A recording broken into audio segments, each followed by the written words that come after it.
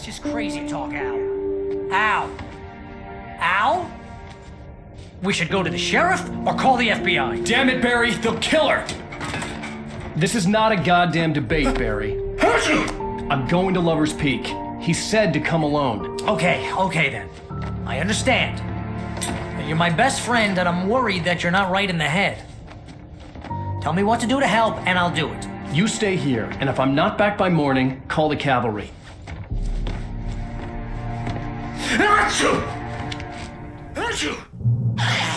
Just be careful with the natives, Al. These yokels are dangerous. Everybody hates a tourist, or it'll be Deliverance all over again. Bless you. Oh, this place is trying to kill me. I'll bet there's mold in here, spores, poison ivy, God knows what. This is so not worth a 15% commission.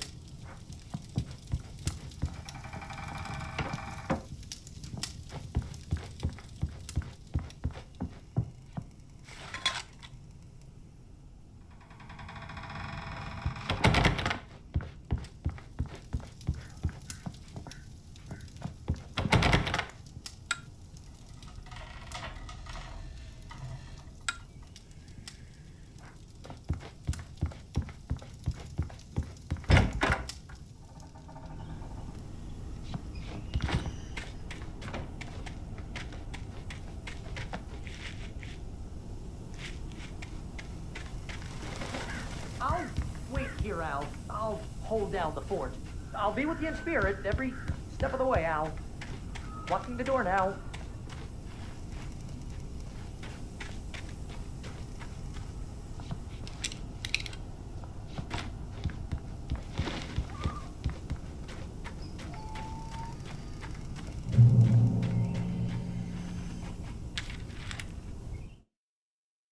Barry had never gotten along with Alice, but he knew Alan loved her with an almost frightening intensity. And now something had happened to Alice. And here was Al armed with a gun and saying things people got put in padded cells for. It was as if his friend had experienced a massive psychotic episode and was now totally disconnected from reality. It scared the shit out of Barry.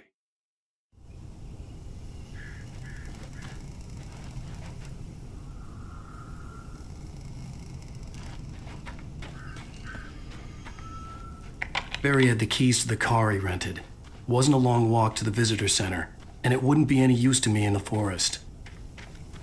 I knew I should have gone to the cops. This wasn't the smartest thing I'd ever done, but I was still angry with Barry for trying to talk me out of it. These people had called me right in the sheriff's station. The cops wouldn't scare them, and they had Alice.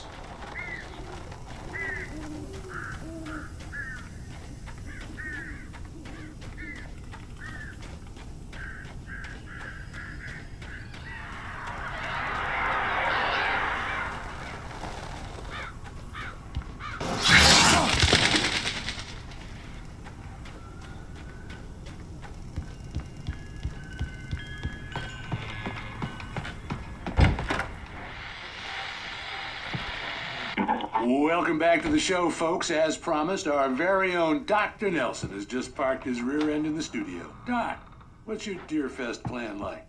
My plan? You make it sound a lot more organized than I ever seem to manage.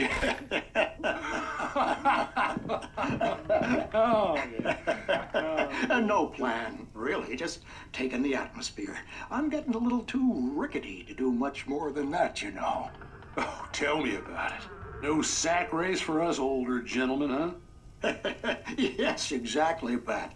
But I'm going to check out the parade, of course. And I'll be one of the pie contest judges, too.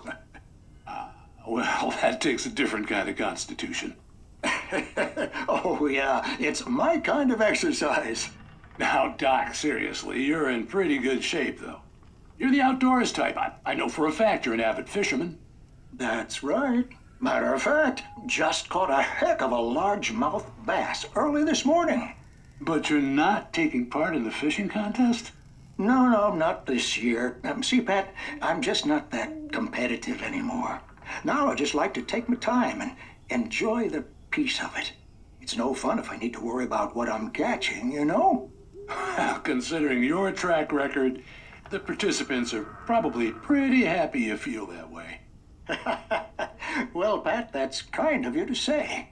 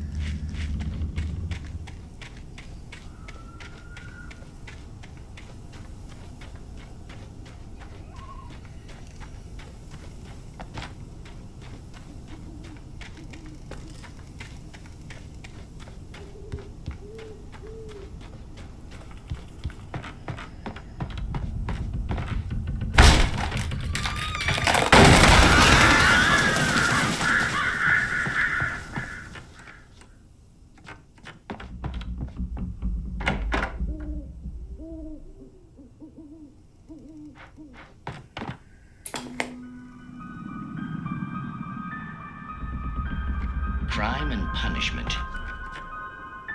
The cancer and cure of civilization. But some crimes are impossible to punish, especially in Night Springs. Tonight's episode, The Man in the Mirror.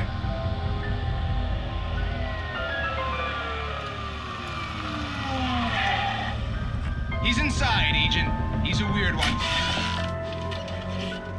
So, you're confessing to killing that guy, huh? Why? Had it coming? Yeah, but why would you do that? I mean, you're a nice guy. Normal. Took a kid to a soccer game. So how come at the game, you pick a guy and, quoting from the arresting officer's report here, assault the victim's head area repeatedly with the weapon of choice being a pair of bare fists? Wow, that sentence really flows, huh? Maybe you're not the literary type. Okay, so you mess him up. But why? Who was that guy? We couldn't ID him. Why would a guy like you do him like that? I didn't like his face. Well, you must have hated it, because you really went to town there. I mean, there's no way to tell what he looked like. No ID on him either. That must be difficult. But then we ran the fingerprints. Got a match. Your prints. Identical. Huh, how about that? Your son said you were wearing a white shirt when you took him to the game, but the white shirt is on the dead guy. It's plenty red now. You won't get away with this. Do you really think that's in any way relevant to me? I had plenty of time to talk to my boy before the cops arrived, you know? He won't stop screaming, am I right? You think he's ever gonna be okay? I left my mark.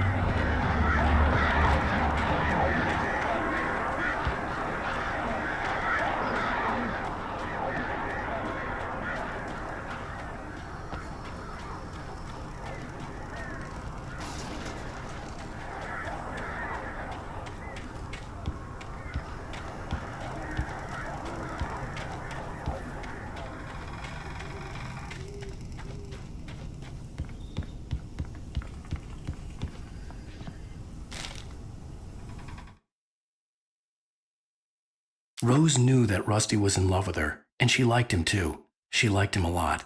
He taught her to dance, and life had certainly taught her the value of a man who was gentle. He treated her well, made her smile, made her feel good. But Rusty wasn't the prince of her dreams, and that tended to underline the unbearable truth. She was no closer to that Hollywood magic than he was.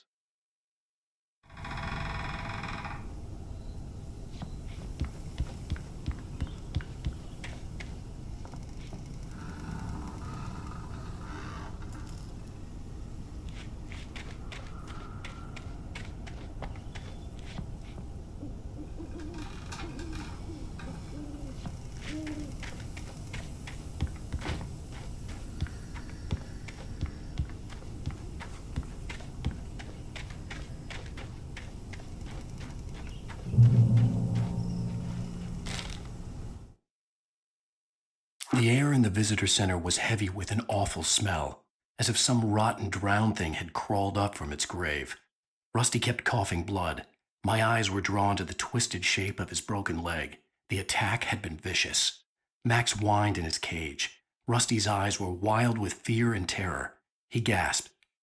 "Mr. Wake, it happened just the way it was on that page."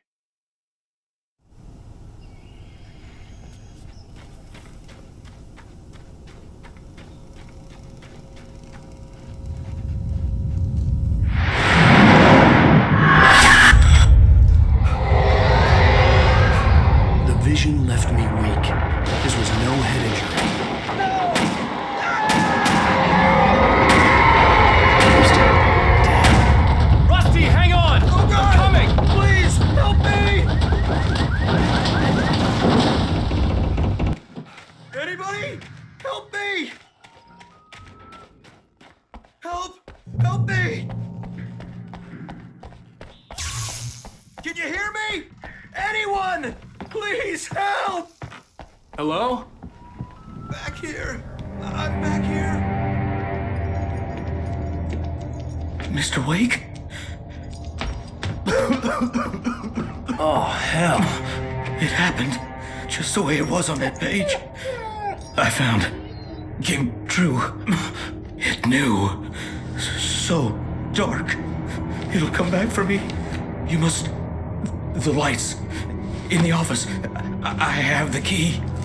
Okay, Rusty. Hang on. I'll be right back.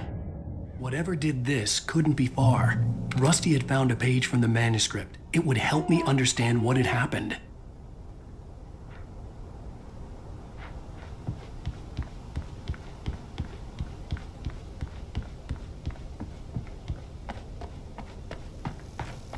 The only way to make sure that Rusty was safe was to get the power running and the lights back on.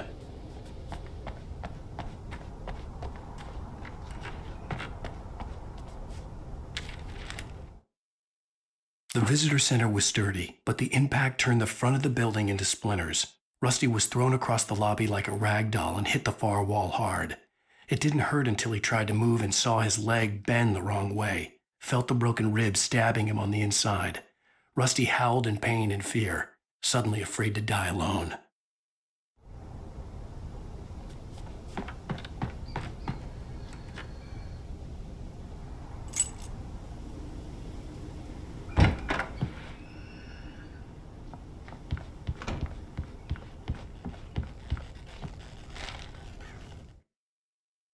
At the last instant, I changed direction and threw myself down. The axe splintered the trunk of a tree. I stumbled into the pool of bright light. My lungs burned. I was too exhausted to move. I tensed as I waited for the killing blow, but it never came. I raised my head. Nothing moved in the darkness beyond. For the moment, bathed in the cold light, I was safe.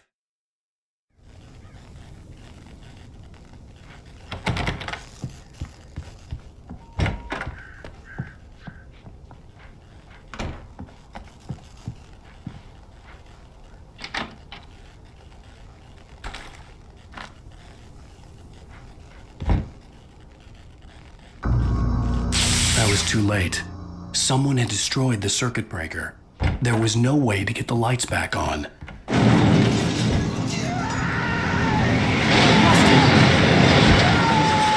Rusty! The ground was covered with golden patches. I felt the grip of darkness.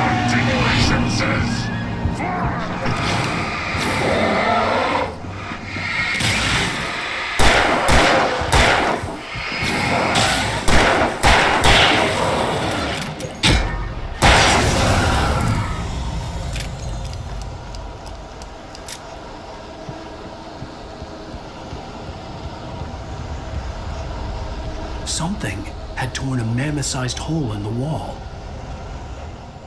Please! Don't feed the animals. Fishing Is only permitted for those visitors. who purchase a park Fishing. license. Obey The park ranger's instructions. at all times. Rusty? Rusty, no! Never approach closer than 100 yards. 2 bears and wolves never approached any other little closer than 25 yards. pets must be leashed. Yeah, all times. Never leave your pet. Pet unattended. It is to remove any objects or historical artifacts from the park. Gross. This includes even you may or even simple berries.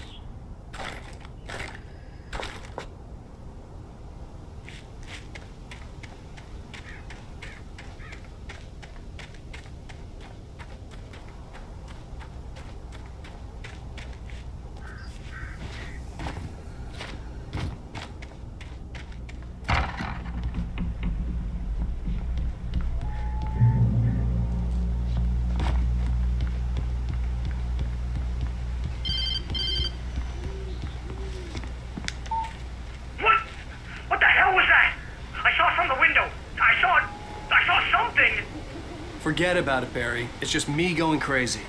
Oh, jeez. Oh, jeez. You're not crazy. I wish you were crazy, but you're not crazy. Ow, be careful. Stay in the cabin. Don't open the door for anyone. I mean it.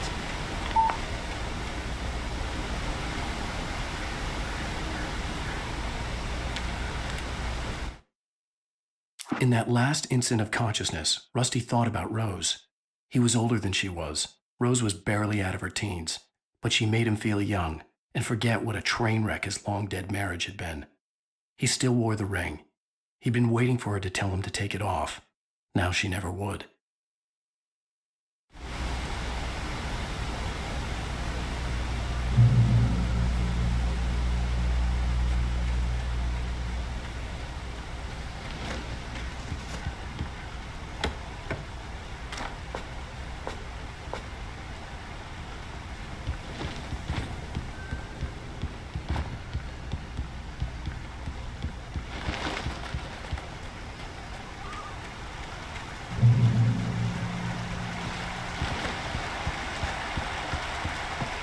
Lover's Peak was at the far end of the nature trail.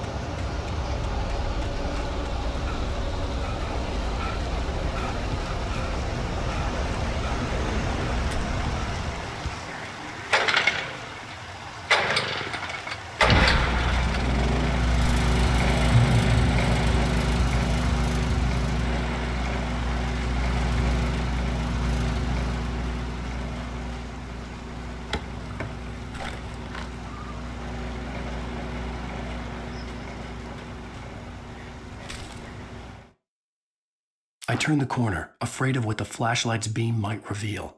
Suddenly, a roughly painted symbol of a torch glowed in the light. Behind it, hidden by a rock, sat a battered metal trunk. It was here for a reason, packed with supplies, batteries, flares, ammo, things you need to make it through the darkness of the night. Something left behind by someone who knew what I knew, and more.